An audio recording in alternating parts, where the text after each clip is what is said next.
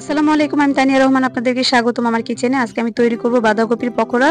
তো সন্ধ্যার নাস্তায় বাঁধাকপির পকোড়া খেতে কিন্তু ভীষণ ভালো লাগে। তো পকোড়া তৈরির জন্য প্রথমে আমি বাঁধাকপিগুলোকে কুচি করে কেটে ভালো করে ধুয়ে তারপর লবণ মেখে রেখে দিয়েছিলাম প্রায় 15 মিনিটের জন্য। তারপর সেখান থেকে পানিগুলো আবার চিপড়িয়ে উঠিয়ে তারপরে পাত্রে নিয়ে নিলাম। এবার আমি দিয়ে দিলাম পেঁয়াজ কুচি, কাঁচামরিচ কুচি। তো এবার এখন দিয়ে দিব স্বাদ মতো লবণ। তারপর এখন দিয়ে দিব আমি সামান্য হলুদ গুঁড়া, মরিচ গুঁড়া, ধনিয়া গুঁড়া এবং চাট মশলা।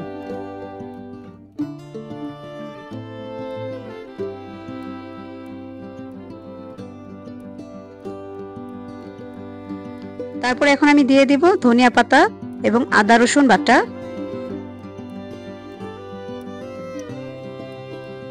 তো এখন আমি দিয়ে দিব একটি ডিম।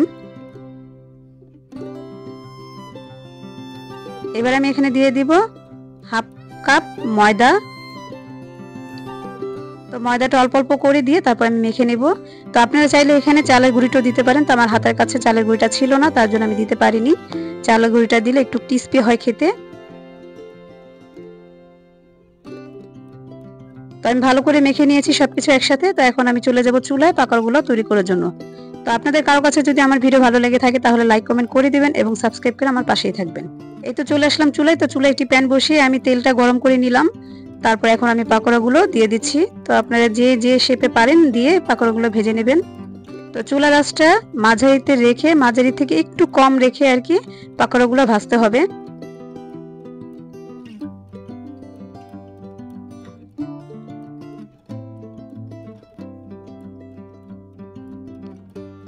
তো আমি আবারও বলছি, আপনাদের কারো কাছে যদি আমার ভিডিও ভালো লাগে তাহলে অবশ্যই আমার পাশে থাকবেন।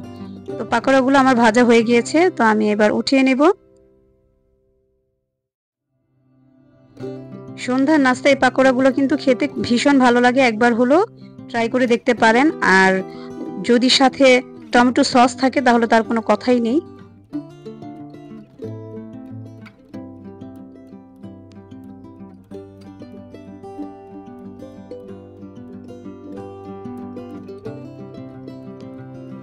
তো এবার আমি একটু ছোট করে দিয়ে এখন আমি পকোড়াগুলোকে ভেজে নেব। তা আমি দুই ভাবে ভেজে দেখালাম, একটু বড় করে আবার একটু ছোট করে। তা আপনারা যে যেভাবে পারেন সেভাবে দিয়ে ভেজে নেবেন।